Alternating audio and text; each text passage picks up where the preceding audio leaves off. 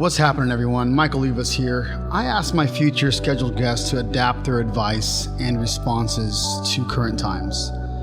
This is a COVID-19 special edition where I will ask entrepreneurs how this current epidemic is affecting their business and life and what their advice is for you. I get it, Life Nation. I'm not just a podcast host. I'm an entrepreneur, just like you. My companies are having to pivot and innovate just to stay afloat, and I'm hearing it from guests and colleagues alike.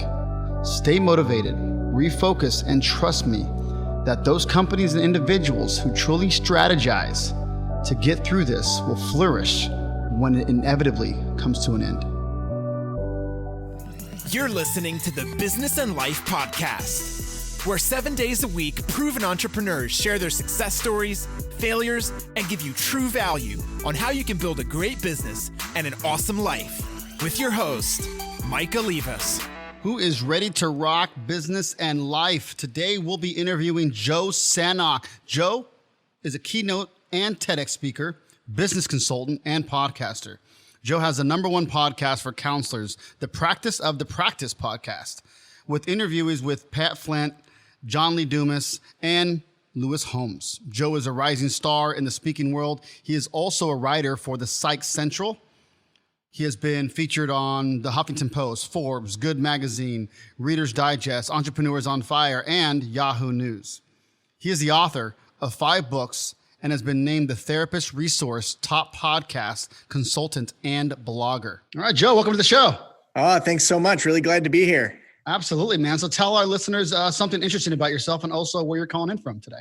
Yeah, so I'm here in Traverse City, Michigan, and I love doing podcasts. Also, I help small businesses get bigger. I would say something interesting. I started doing improv in September, so about Nice. six months ago, and joined an improv troupe, and now we're doing it online. Nice, man. How is, exactly. Improv online. Well, hopefully you're not using cue cards in the background and cheating.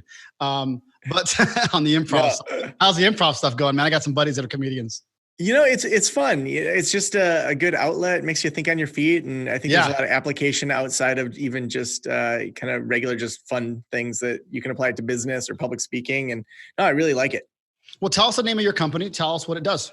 Yeah, so we have practiceofthepractice.com, and we help mostly private practices, so counselors, therapists, massage therapists, to go from startup to scaling. As well, we also have Podcast Launch School, where we help people start podcasts and to do it in a way that they can actually monetize, because so few podcasts are actually being monetized.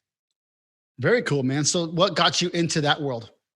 Yeah, the podcasting world, it really was kind of seeing where my individual people were at, where they would start a counseling private practice, they would start to grow, they'd add some clinicians, and then they realized that they were really headed towards burnout because they didn't have any creative outlets. They were still kind of in the chair doing counseling, which they enjoy, but that what they had to give the world was much bigger than just kind of that one-on-one therapy. And so take the typical therapist that maybe they're really good at trauma. Maybe they help vets when they come back from war. They realize, it's good to help one at a time, but what if I could really do this on a national scale where we could talk about trauma, where we could dive in, we could interview experts. And by them leveling up, they really saw that that was a way for them to serve more people, but then also that they weren't as stuck to that one stream of income. So tell me a little bit about the podcast side. Is something that you kind of fell into in terms of being an expert in understanding how to monetize the podcast side? Yeah, so we started with more doing it from just a consulting standpoint. Sure. And then whenever we launch something, we always interview a bunch of our ideal clients and ask them just 3 very clear questions. First question we ask them is, what's that pain been like? So for my highest end clients, it was, you have these big ideas, so an e-course, membership community. What's it been like to launch that? And so they'd use words like frustrating. It feels like a waste of my time. It's a gamble. So I really then understand how they talk about the pain. Second, we ask them, if you had an ideal product, what would that be? What could we do that we could launch that you would say, I absolutely need that. That would help me overcome that pain. And so what we heard over and over from our highest end clients was, we know you know how to do podcasting. We know you know how to launch it. We know you know how to make money off of it. You have the entire system set up for editing and sound engineering. I wish I could just hand that over to you. And then we asked them, how much would you pay for that? And so they gave a range of $15,000 to $20,000 for, about a half year of episodes with all the coaching that goes with it. So then now we have a built-in audience that's willing to pay for that. So we tested it out first to see if our highest end clients who are most invested, would they actually give us money to do done for you podcasting? So we launched our first cohort with 8 people. After that one, we've launched our second cohort. And then from there, we've learned enough lessons that we can say, let's take all these lessons that we've learned, systematize it, and put together a course for people through Podcast Launch School, because there's going to be people that they don't have 18K, but they have a ton of time on their hands, or they have that chutzpah to really go after big things. And so we wanted to have sort of a self-study course. Most courses will start with buy this microphone, buy this software, versus let's back up a little bit. Like who shouldn't start a podcast? Right. What's the end goal that you're trying here? What's your impact on the world? Let's actually start with sort of those questions first. And we've really seemed to have cracked that code with the people that are launching podcasts with us.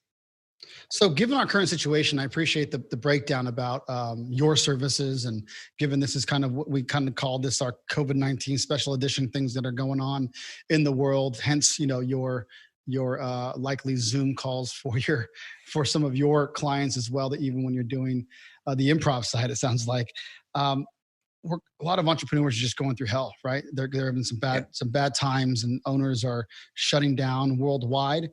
How has this kind of affected your business right now, Joe?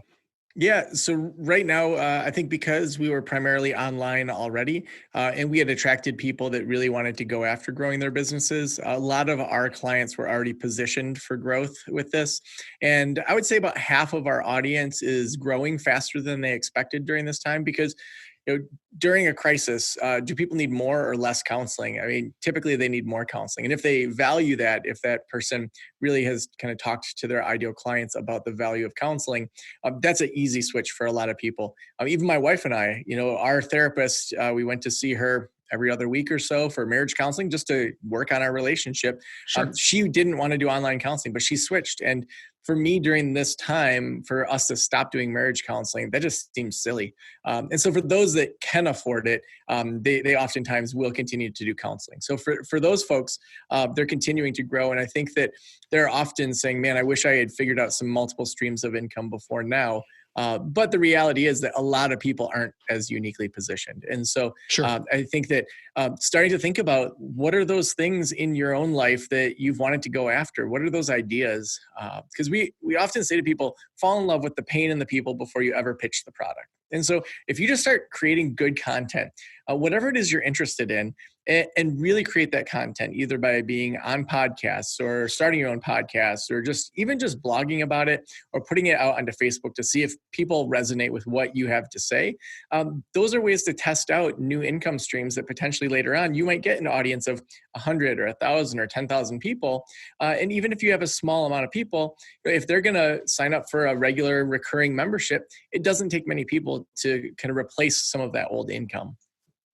Have you had to make any kind of tough decisions within your own organizations, employee cuts, et cetera, the cutting fixed costs specifically after this outbreak? We haven't, primarily because we usually have about 6 months of our expenses saved up just as a slush fund. And so we want to be able to, in any situation, be able to move faster during that time. So we're lucky in that sense. A year ago, it would have been a different story because I had an in-person counseling practice. I sold that last June. And so that would have been, a much different situation. Sure. We're hoping that the payroll protection information all goes through like it's supposed to, Sure. but Yeah, exactly. The government hasn't been moving very quickly with a lot of that. And Nope. so I do think that when we see people come out of quarantine and life gets back to whatever that new normal is, there's going to be so many pent up things. So I was just talking to our contractor the other day, for example. So we have a Airbnb. We were in the middle of renovating, everything, grinded to a halt. Stops. Our old plumber said, I'm not, he was kind of doing that on the side. And he just said, I'm not going to come back and finish the work that I started. And it's like, are you kidding me?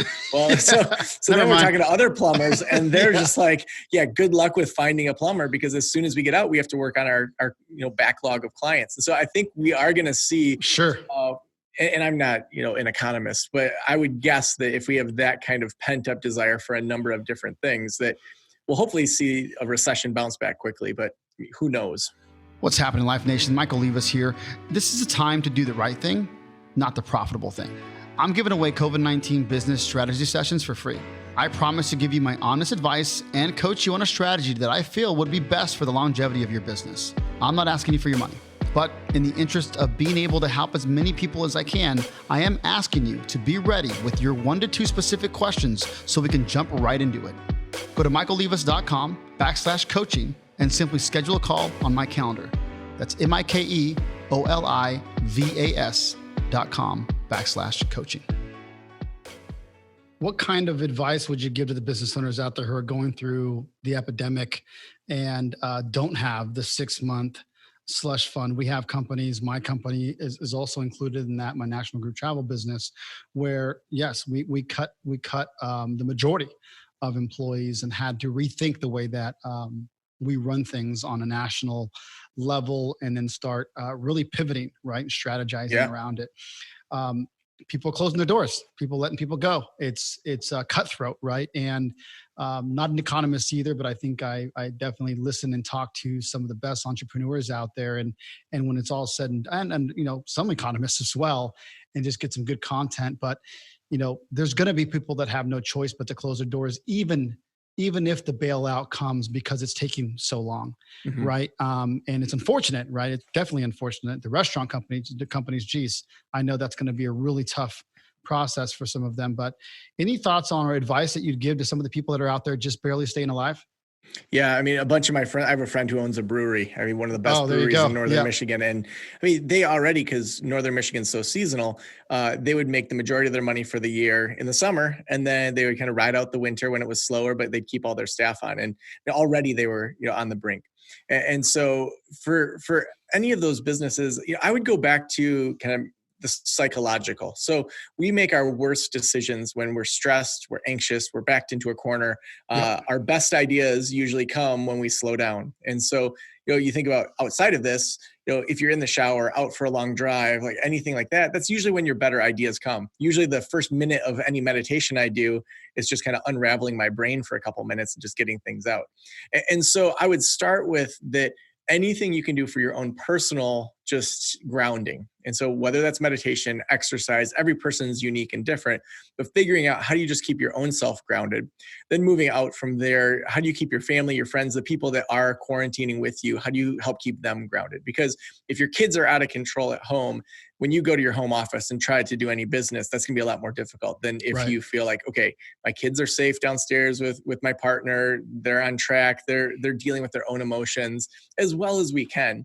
And then I would say moving out from there, just expecting that things are going to fall apart in regards to your plans. I mean, so much of what causes extra anxiety beyond what's actually happening is the perception of what could happen. And so if we go down that road and say, well, what if we're in quarantine for 6 months? What if this happens and this? That's not going to be helpful in the present moment. And so the more that we can just start with, let's do our best to be grounded in a situation none of us could have prepared for. I'm just lucky that I have a business that thus far hasn't been affected. I could just as easily have been in the restaurant business, or it could be that it's flipped. It's just dumb luck that I happen to be in this situation. So I would start with that. Then I would move into, I was talking to a musician friend of mine who that's his whole life is going and playing gigs. And we talked about how his music has a strong social justice feel to it. It brings people together. It helps with loneliness, all these different things. And we talked about what's the reason you play music? And so for him, music was the modality to live out what he has on the inside, what he has to offer the world. That modality has changed for him, but that doesn't mean that the core things he believes aren't there. And so we have to find a new modality. And so that could be things like online concerts, or it could be we don't even do concerts. We get together people on Zoom, break them up into small groups. We do all sorts of other things that live that out. I think we've become too attached often to our modality, to whatever our business was, our project, our restaurant, whatever that is, when really, why was it that we started a restaurant in the beginning? Why was it that we started a brewery or a travel company? Maybe we have a sense of adventure. Now, how do we pivot and change the modality without changing kind of that core belief? Right. I think that's a really good point. And I think a lot of people on the topic of modality are kind of digitally pivoting their modality. Right. And so personally, like I set a Easter call up with my family, right, on Zoom. And I think some of the things that, you look back at to what your why is and what truly matters during these times. You think about family, friends, obviously more and more time with them. You start wanting to pull your hair out, but you still realize that that's where it's at, right? And so that alone just made my day. It made my weekend, right? And then I surprised everybody by sending the Zoom link out to a bunch of different family members from Texas to North Carolina, and I'm in Puerto Rico. And so I think when it comes down to, I guess it gives us a big realization of what truly matters. Hence the Business and Life podcast. I always will say that in the journey of business and life will always win. And so nothing's changed. The modality might change, but I guess you mentioned some really good advice on get as close as you can, maybe digitally or within your own house, to that modality again, and get as close as you possibly can to it, because they're still going to have those receptors that are going to help and get you to that next level of, at least just from a mindset standpoint. So I appreciate you kind of bringing that up, because that is important, man. I appreciate that, Joe. Out of all your successes and your failures, in business and in life, what is the one piece of parting advice that you'd give to the Business and Life Nation listening today? Yeah, I think there's a tendency to think a certain way that we're trained through higher education. And that's that life is a pass fail. You go research a report, you write the report, you might submit a draft in college, and then you revise it, and then you get a grade on it. And I would argue that even though that's what our education system teaches, this pass-fail mentality, that the most successful people that I have met are those that view everything as an experiment. And so to try something new, to say, I hope this works out, but if it doesn't, then I'm getting information still. And so the less that we attach to the actual outcome, the easier it is to say, I'm going to just gather information here. So for example, Podcast Launch School, this e-course we've spent some time building, we had checks all the way along to see if it was going to pass before we spent hours and hours and hours building out this course. So to even just email my list and say, I'm planning in early 2020, this was probably September of last year, to launch a course about podcasting. If you're interested in this, here's what I'm planning to cover. But if you opt into this early opt-in, well, then, you're going to get first access. Now, if I had one person opt into that gives me information where maybe I shouldn't proceed and waste a ton of time and money on it. So the more that you can view things as an experiment where you're gathering information, the easier it's going to be to move in the direction that your audience is going and to launch new things that they're willing to pay for. When it comes to, the podcast course, where can people find, how about this? Just your website, where can people find you, social URLs? Why don't you give those to us now? Yeah. So if you're a person that has something kind of big for the world that you want to launch a podcast, we have a free 9-part training over at podcastlaunchschool.com. And you're going to get a weekly email that walks you through the exact steps to figure out before you even start a podcast. And so that's the best spot for anyone that's interested in podcasting. If you're a clinician, a counselor, therapist, psychologist, massage therapist, over at practiceofthepractice.com, we have our podcast, we have blogs, we have all sorts of resources. Honestly, it's just business advice applied to the private practice setting. So any business person would get a lot out of it, but that's kind of our primary audience, our clinicians. Joe, thank you so much for your time today and dropping some of these knowledge bombs with us today.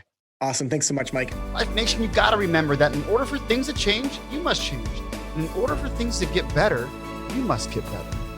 You just got better by hanging out with me, Michael Leibus, and the Business and Life Nation. So come back tomorrow, because I'm here dropping sound bombs 7 days a week, baby.